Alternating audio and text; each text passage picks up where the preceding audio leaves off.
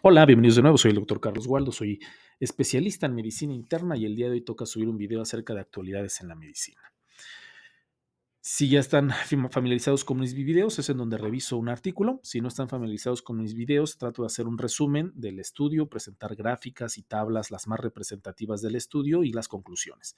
Y al final una opinión muy personal sobre lo que pienso del estudio. El día de hoy me encontré con un artículo que habla sobre la pérdida de peso y su asociación con el cáncer. Pérdida de peso inexplicable, cáncer en proceso, por ahí viene el nombre de la plática. Y este artículo me pareció bastante interesante, no tanto por los resultados finales, es decir, que sí hay una asociación con cáncer, sino a partir de cuántos kilos de peso es cuando nosotros tenemos que pensar o tenemos que tener una asociación mucho más directa con cáncer. ¿Qué tipo de cánceres son los que se presentan con pérdida de peso más frecuentemente? Y pues qué tipo de abordaje tenemos que hacerlo a estos pacientes. Esos detalles que nos presentan en este artículo son los que me llamaron la atención y los que me pareció importante y relevante platicar con ustedes. Entonces, a manera de introducción, pues se sabe que la pérdida de peso no intencionada tiene una relación con cáncer.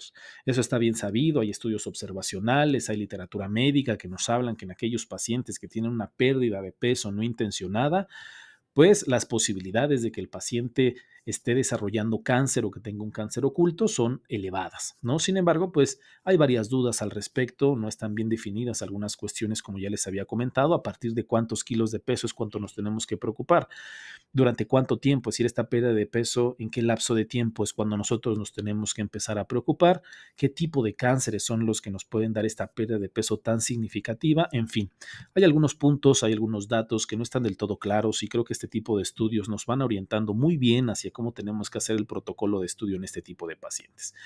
Este es el artículo.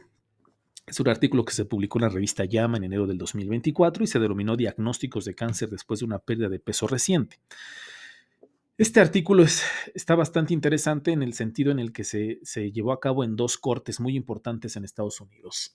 Corte es este seguimiento que se le da a los pacientes durante un transcurso de tiempo bastante importante y que a partir de estas cortes han salido diversos estudios.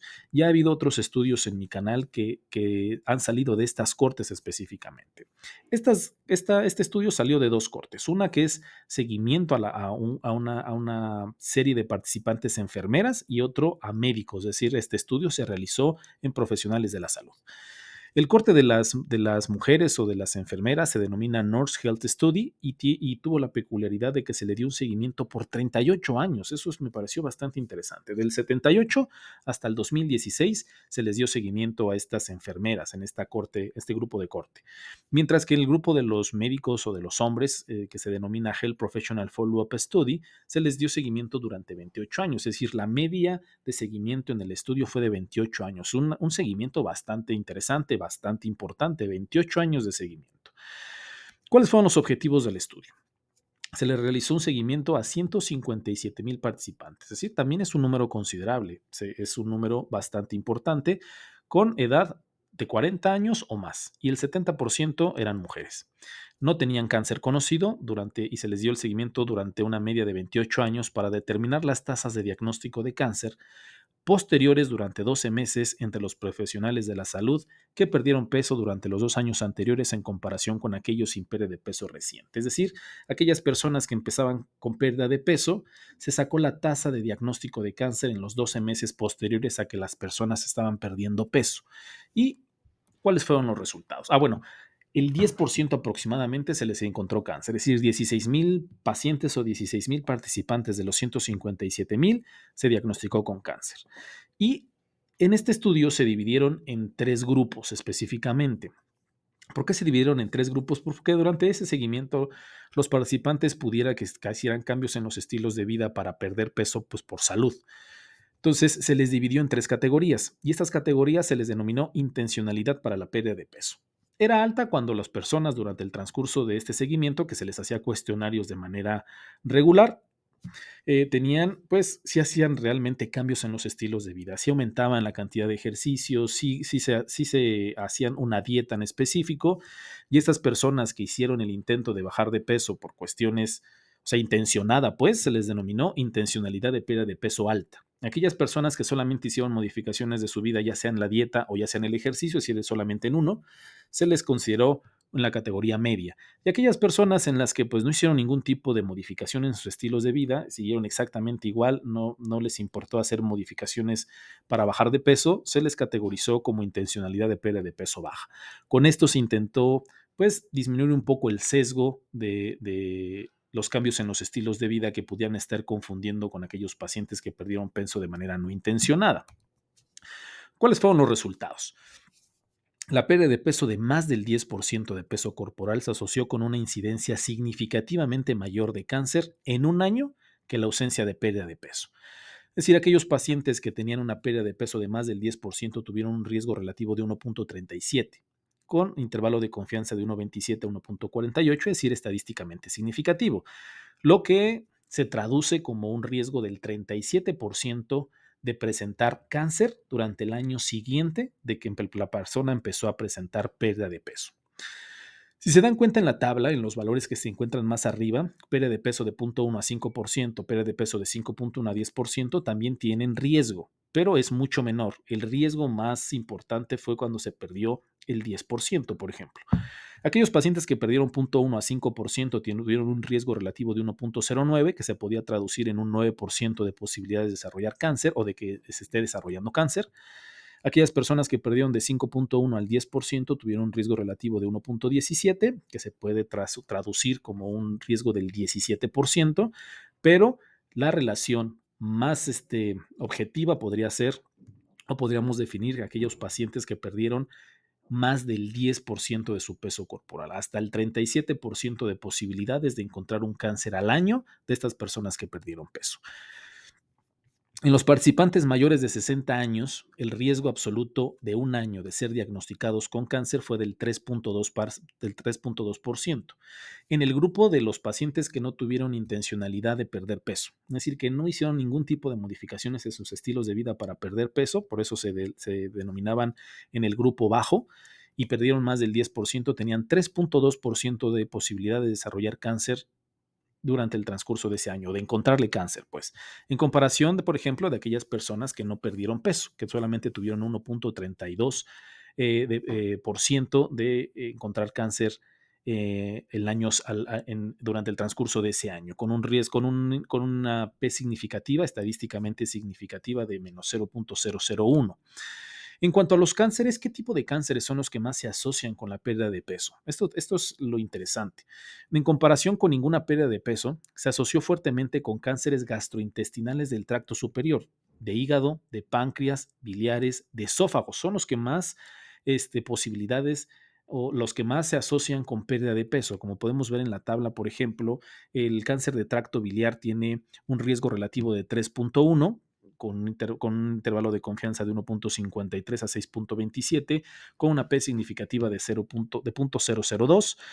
Aquellos pacientes con esófago e hígado son los que más riesgo se presentan, son los que más se asocian con la pérdida de peso. Como pueden ver en la tabla, los pacientes con cáncer de esófago tienen un riesgo relativo de 7.43, mientras que los del hígado tienen un 6.16, y si pueden ver las P's en el lado derecho de la tabla son las más significativas. Las que sí se asociaron con pérdida de peso, pero que tuvieron pues menos asociación, o las que menos generaron pérdida de peso, son los del cáncer colorectal, 1.45, y la del pulmón, que es de 1.65. Es decir, sí se asociaron con pérdida de peso, pero las que más se asocian con una pérdida de peso por arriba del 10% de la pérdida de peso no intencionada es entonces el esófago, el hígado y el tracto biliar. Mientras que el cáncer de mama, el próstata y los ginecológicos no se asociaron con una pérdida de peso por arriba del 10%. Como pueden ver, la de la mama tuvo un riesgo relativo de 0.98. Si pueden ver, la P no es significativa, es de 0.58. Los pacientes con cáncer de próstata tuvieron un riesgo relativo de 0.92, es decir, una P de 0.29. No tuvieron una relación con pérdida de peso. Y finalmente las de ovario y endometrio, 0.88 y 0.75 respectivamente, tampoco tuvieron una P significativa, es decir, no son estadísticamente significativos. Estos cánceres en específico no se asociaron con pérdida de peso de más del 10%. Estos son datos importantes porque en ocasiones cuando nos enfrentamos con un paciente que tiene cáncer, pues hacemos toda la batería de estudios y quizá podríamos obviar algunos estudios de primera instancia. La leucemia tuvo también una asociación sorprendente con una pérdida de peso de más del 10%, con un riesgo relativo de 4.2, con una P significativa de menos 0.01, es decir, la leucemia también tuvo una asociación importante. El mieloma múltiple y el linfoma no Hodgkin también tuvieron una relación, pero no fue tan significativa como lo fue la leucemia. La leucemia realmente provoca una pérdida de peso considerable en los pacientes. Entonces, los resultados también de la pérdida de peso del 5 al 10% también se asociaron con diagnóstico de cáncer a un año, pero no fue tan fuerte como una pérdida de peso por arriba del 10%. Con todos estos resultados, ¿a qué conclusiones llegaron los autores? Los profesionales de la salud que habían perdido peso en los 2 años anteriores tenían un riesgo significativamente mayor de cáncer durante los 2 meses posteriores en comparación con aquellos que no habían perdido peso recientemente. El cáncer del tracto gastrointestinal superior fue particularmente común entre los participantes que habían perdido peso recientemente en comparación con aquellos que no habían perdido peso recientemente. Entonces, a manera de opinión personal, como ya les había comentado, pues los resultados, los hallazgos, pues no fueron sorprendentes en términos generales. Obviamente se relaciona la pérdida de peso no intencionada con cáncer, pero hay algunos puntos a destacar, hay algunos detalles que me llamaron la atención. Como les había comentado, en ocasiones cuando nosotros nos enfrentamos en la consulta, en el hospital o en el lugar donde trabajamos a un paciente que tiene una pérdida de peso no intencionada significativa, es decir, por arriba del 10% de su peso corporal, eh, y no tenemos datos clínicos que nos orienten específicamente a lo que está sucediendo con el paciente, porque obviamente si el paciente tiene síntomas sugerentes, pues el protocolo de estudio va dirigido hacia los síntomas que el paciente tiene, pero si nosotros no tenemos sintomatología o un cuadro clínico que nos oriente hacia dónde viene o dónde proviene el cáncer, a veces hacemos una batería de estudios pues general, ¿no? Hacemos marcadores tumorales, escrutinio para cáncer de mama, cáncer de próstata, cáncer colorectal, ginecológicos y demás. Sin embargo, con estos hallazgos y con estos resultados que nos están proporcionando los autores, creo que podemos obviar algunos de los estudios. O sea, a lo mejor el de próstata, el colorectal, el ginecológico y los de mama, quizá los pudiéramos poner como de última instancia.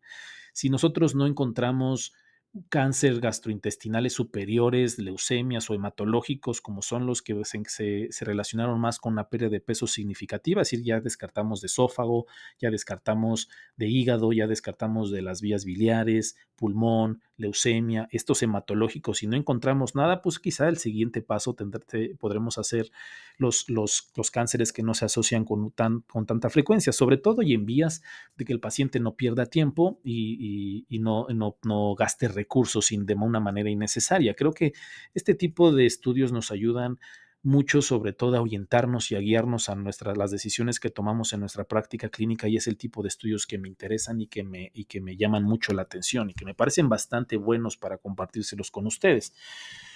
Entonces, a manera de conclusión general, obviamente la pérdida de peso no intencionada se asocia con el cáncer. Incluso hasta un 5% de la pérdida de peso corporal de los pacientes asocia a cáncer. Sin embargo, tiene una asociación mucho más fuerte la pérdida de peso del 10% o más del peso corporal de manera no intencionada. Y los cánceres que más se asocian con la pérdida de peso entonces son los del tracto gastrointestinal superior, sobre todo, y lo más importante, son el esófago, hígado, tracto biliar, pulmón, leucemia y los cánceres hematológicos, pero sobre todo leucemia, quizás son los que más se asocian con la pérdida de peso. Los que menos se asocian con pérdida de peso, pues ya vimos, el de mama, los ginecológicos, el de próstata, no se asocian tanto con pérdida de peso. Y pues me parece que son datos interesantes, que son datos importantes. Y si nos enfrentamos contra un paciente con pérdida de peso no intencionada, sin evidencia clínica que nos oriente hacia el diagnóstico, quizá nuestro protocolo de estudio podría empezar orientados a ese tipo de cánceres.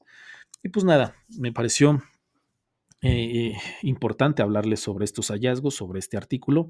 Les dejo la bibliografía en los detalles del video por si le pueden dar una leída, no tiene desperdicio, es un artículo bastante interesante, bastante bueno. Y pues nada, espero que sea de utilidad y que les haya gustado. Que tengan un bonito día y una excelente, excelente semana.